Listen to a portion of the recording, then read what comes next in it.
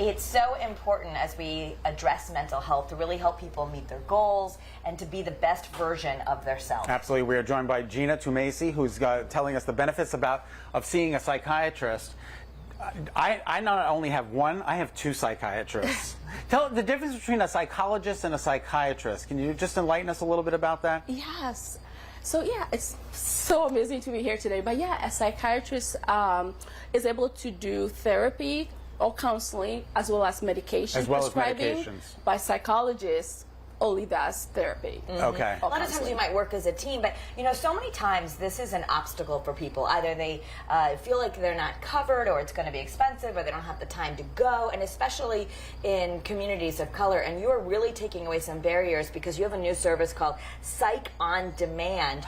And does that mean people can get the same services, but they just call you, or is it a Zoom, or however they do it? Yeah. So they can just call me, and I can, you know, the number I can leave at the end of it. But yeah, just like the name suggests, you don't have to wait weeks and weeks before you get your appointment. Appointments are usually within a week or two to see a therapist or myself to prescribe, and I have another provider who prescribes. So that wait is cut off, and we can do it by phone or by video. So people can reach me from their bedrooms, from their cars, on their lunch break. I have patients who interact with me while they're having lunch, and it's pretty quick, and they still get services, especially with the anxiety and the stress and the trauma that we went through from the pandemic. This has been so amazing. And one of the other reasons why it changes is because we've seen an uptake in kids, preteens, teens, young adults especially, really struggling with a lot of anxiety and trauma, behavior issues. So I opened it up a little more to start taking patients as young as 4 for myself. My other provider also come back. I've been seeing more and more that age group, elementary school kids all the way through middle and high school and college. So that's one of the reasons why I changed it to on demand, so people will know you're getting services pretty quickly when you reach out. You say unresolved emotional conflicts lie at the core of human suffering. Talk to us a little bit about that. Yeah, so I found through research, especially being that myself, I'm an immigrant, right? This type of things I know exposed to us back home, but through research and education over the years, emotional suffering, I have found, as well as other colleagues through the research that we're doing, found that emotional suffering has been one of the core of struggle for all of us as humans, as we do, you know, being kids, and as we do this thing called adulting. Is really difficult emotionally if it's not managed or you don't seek help for it. Right, and especially there's something called ACEs, adverse childhood experiences. So there could be something, you could be an adult and not knowing why you're all of a sudden hitting a bout of depression or anxiety that could have been triggered by the pandemic, but it's really like some unresolved issues within that's happened maybe when you were 8 or 9, and you might need an expert like yourself to help unravel it. The good news is there are treatments that you can effectively heal from past traumas. Yes, absolutely. So this is such a passion of a topic for me.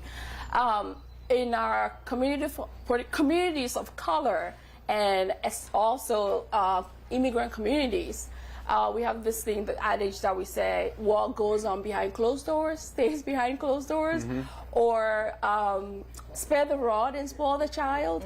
But for, you know, from research, yes, you can reprimand the child, you can, you know, correct the child, but the approach, the love or the care, the empathy that you go about doing that is really, really crucial.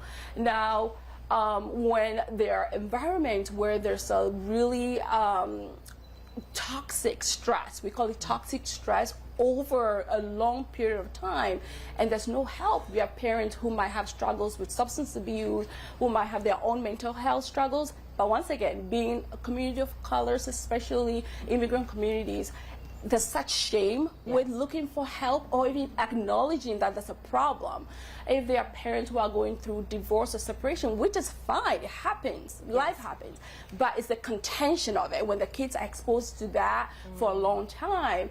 Also, not to talk about parents who might be going, you know, to jail in and out or going to rehab, things like that really causes many of the children to start having behavior issues. And now the pandemic, everybody was kind of on top of each other. That's kind of now, you know, the gate is open. These kids are back to school and we're seeing these behavior changes, which, you know, if I have a minute, I can talk about some of the subtle signs that sometimes can be missed. We have about a minute left. So. A minute left. So 1 minute. I want to talk about like behavior changes from baseline, like when the other kids don't show that same pattern of behaviors.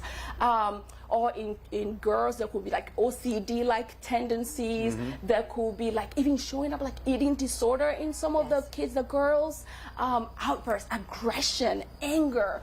And sometimes it's like, oh, this is a bad kid. It's not a bad kid. It's just what happened or what is happening to the kids. So really, primary care providers, somebody like me, teachers, please, we need to wake up as well as parents to see the child. Is there something going on? If you see something, say something rather than covering up saying this is a bad child. It's not a bad child. It's what might be happening to the child. The good thing to remember, right? They're not giving you a hard time. They're having a hard time. Exactly. So, right. So we can get some help. Yeah, to book an appointment, just visit Gina Tumasi Health, GinaTumasiMentalHealth.com. Right. We so appreciate that. Yeah. And you have a phone number you'd Oh, like to give call us?